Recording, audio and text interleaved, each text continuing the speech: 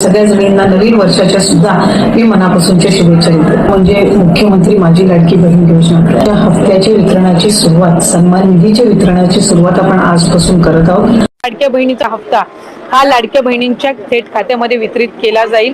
मला आपल्या माध्यमातून सुद्धा सर्व लाडक्या बहिणींना त्या ठिकाणी आश्वासित करायचे की जर हप्ता हा त्यांच्या खात्यामध्ये जमा झालेला होता तसा त्याचा जो हप्ता आहे तो सुद्धा लवकरच त्यांच्या खात्यामध्ये जमा होणार. महाराष्ट्रातील तमाम लाडक्या बहिणींना माझा नमस्कार. आजची ही माहिती अत्यंत महत्त्वाची आणि तातडीची आहे.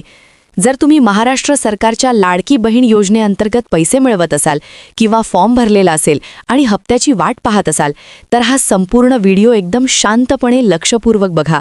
कारण 2026च्या जानेवारी महिन्यातील हप्ता मिळवण्यासाठी आता 4 कागदपत्रे अपडेट करणे गरजेचे ठरले आहे.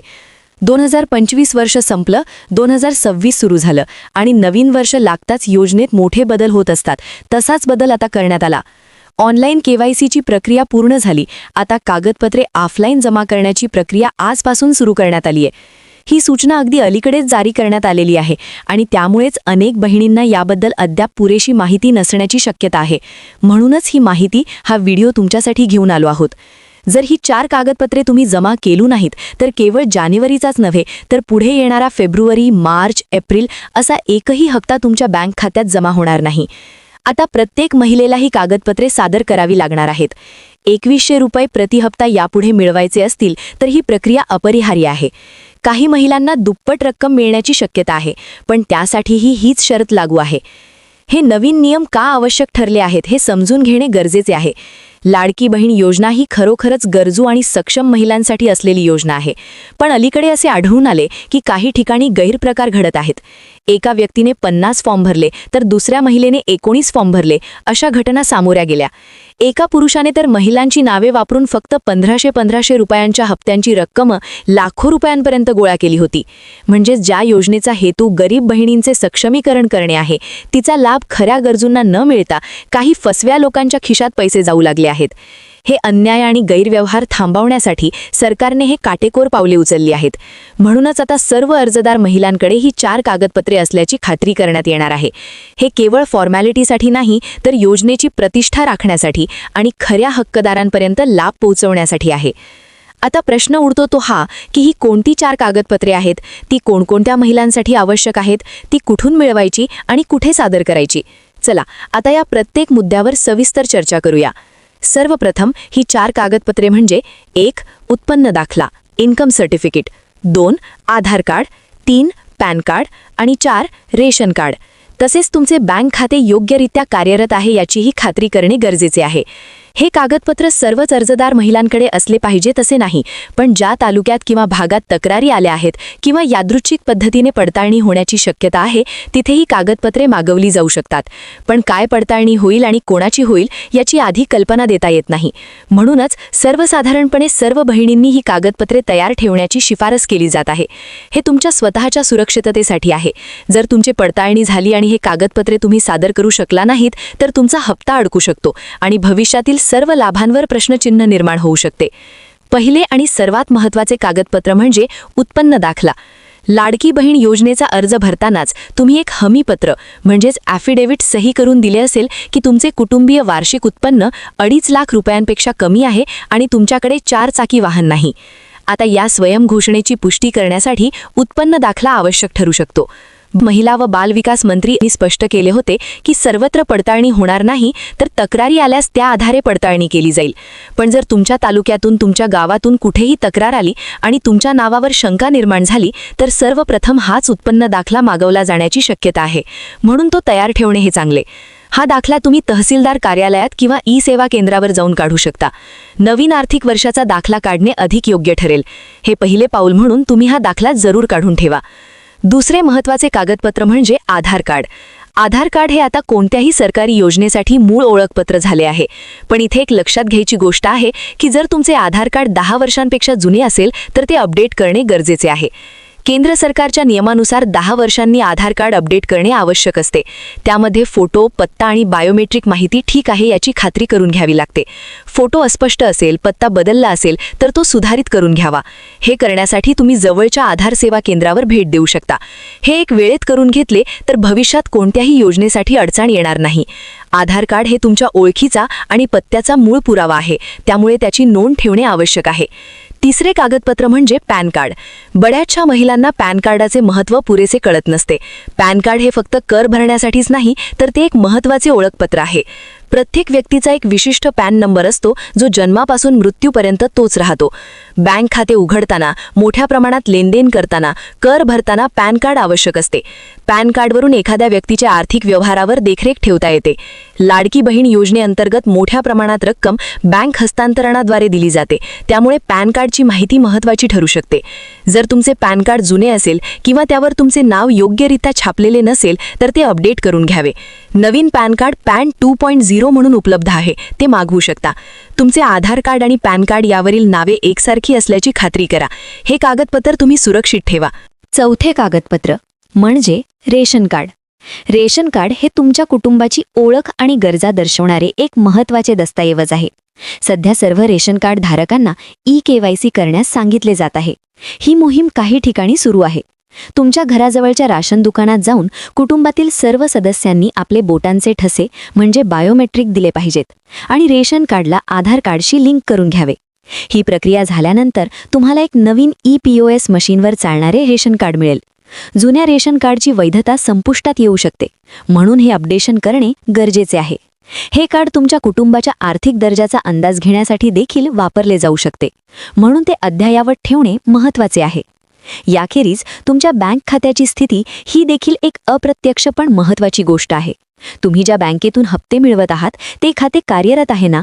त्यामध्ये नामनिर्देशन केलेले आहे ना? खाते फ्रोझन तर नाही? कर्जाचे हप्ते चुकले आहेत तर बँकेने खाते ब्लॉक केले आहे का? अशा छोट्या छोट्या गोष्टींकडे लक्ष द्यावे. काही वेळा बँक खात्यातील काही तांत्रिक अडचणीमुळे हप्ता अडकू शकतो, म्हणून तुमचे बँक खाते अद्ययावत आणि सक्रिय आहे याची खात्री करा. तुमचे बँकेचा तपशील, आधार कार्ड आणि पॅन कार्ड यामध्ये एकरूपता आहे याचीही पुष्टी करून घ्या. आता प्रश्न उरतो की हे कागदपत्रे कोठे सादर करायची? सध्या असे कोणतेही केंद्र स्थापन करण्यात आलेले नाही की सर्वांनी एक दिवस जाऊन हे कागदपत्रे जमा करावीत. तर मग हे कसे होणार? सध्या ही प्रक्रिया तक्रार आधारित किंवा यादृच्छिक पडताळणीच्या रूपात होण्याची शक्यता आहे.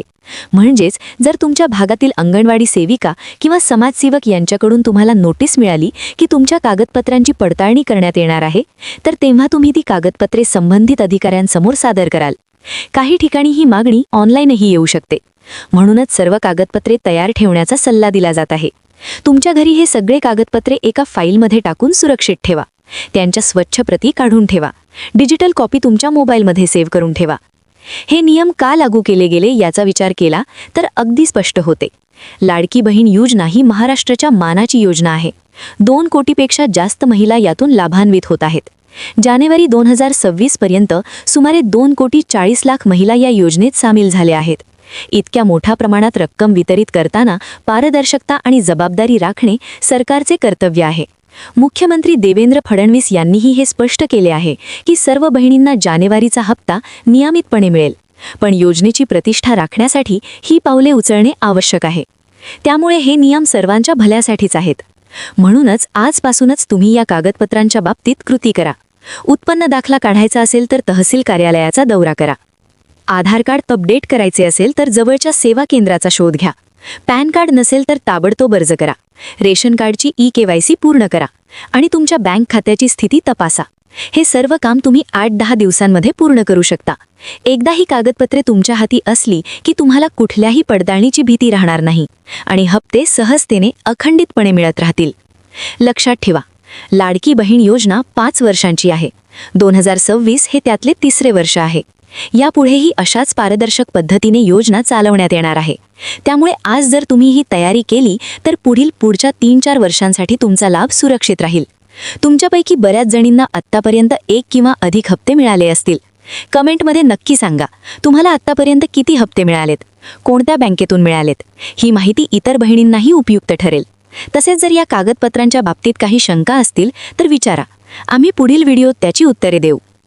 आता खुशखबर, ज्या बहिणींचे ऑक्टोबर, नोव्हेंबर किंवा त्यापूर्वीचे हप्ते बाकी आहेत त्यांचेही पैसे मकर संक्रांतीपर्यंत येतील असं सरकारने सांगितलंय. आणखी काही जबरदस्त बातम्या आहेत ज्या तुम्हाला माहीतच असायला हव्यात. 1. बांधकाम कामगार योजना. ज्या बहिणी किंवा त्यांचे पती बांधकाम कामगार आहेत त्यांना 5,000 रुपये थेट अनुदान मिळते. काहींना 10,000 पर्यंतही मिळालेत. लवकरच नवीन अर्ज सुरू होतील. 2. मोफत भांडी वाटप. काही जिल्ह्यात सुरू झाले. प्रेशर कुकर, तवा, भांडी सेट मोफत मिळतायत. ग्रामपंचायतीत चौकशी करा. 3. घरकुल योजना. नवीन याद्या लागल्या आहेत. ज्यांचं स्वतःचं घर नाही त्यांनी तातडीने तपासणी करावी. 4. मोफत सोलर रूफटॉप. प्रधानमंत्री सूर्यघर योजनेतून 300 वॅटपर्यंत मोफत सोलर पॅनल बसवून मिळते.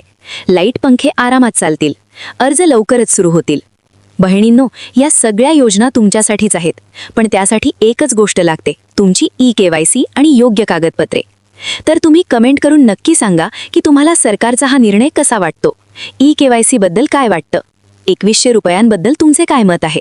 तुम्हाला वाटतं का की सरकारने लाडक्या बहिणींना 2100 रुपये द्यायलाच हवेत? कारण महिलांनी भरघोस मत सरकारच्या पदरात पाडले होते. तुमचं मत काय आहे ते कमेंट करून नक्की सांगा. शेवटी एक आनंदाची बातमी सांगतो. सरकार या योजनेअंतर्गत काही महिलांना दुप्पट रक्कम म्हणजे सुमारे 10,500 रुपये देण्याचा विचार करत आहे. पण हा लाभ देखील केवळ त्याच महिलांना मिळेल ज्यांची सर्व कागदपत्रे अद्ययावत आणि व्यवस्थित असतील. त्यामुळे ही कागदपत्रे केवळ हप्ता मिळवण्यासाठीच नव्हे तर भविष्यातील अशा अतिरिक्त लाभासाठीही महत्त्वाची ठरतील. तर चला, आजच्या दिवसापासून हे काम हाती घ्या. स्वतःसाठी आणि कुटुंबासाठी ही जबाबदारी पार पाडा. लवकरात लवकर ही कागदपत्रे तयार करा. ही माहिती, हा व्हिडिओ तुमच्या ओळखीच्या मैत्रिणींशी, शेजारच्या सर्व बहिणींशी ही माहिती शेअर करा. कारण अनेकांना याची माहिती नसते. जास्तीत जास्त महिला या माहितीपर्यंत पोहोचल्या तर सर्वांचा हप्ता निर्विघ्न मिळेल. लाडकी बहीण योजना ही आपली योजना आहे. तिचा वापर योग्य रीतीने व्हावा यात आपण सर्वांची सहभागिता आवश्यक आहे. तुम्हाला आत्तापर्यंत किती हप्त्याचे पैसे जमा झाले? किती पैसे तुम्हाला आत्तापर्यंत मिळाले? लाडकी बहीण योजनेविषयी तुम्हाला काय शंका आहे? तुमचे प्रश्न काय आहेत? नक्की कॉमेंटच्या माध्यमातून कळवा. चॅनलवर नवीन असाल तर सबस्क्राईब करा. धन्यवाद.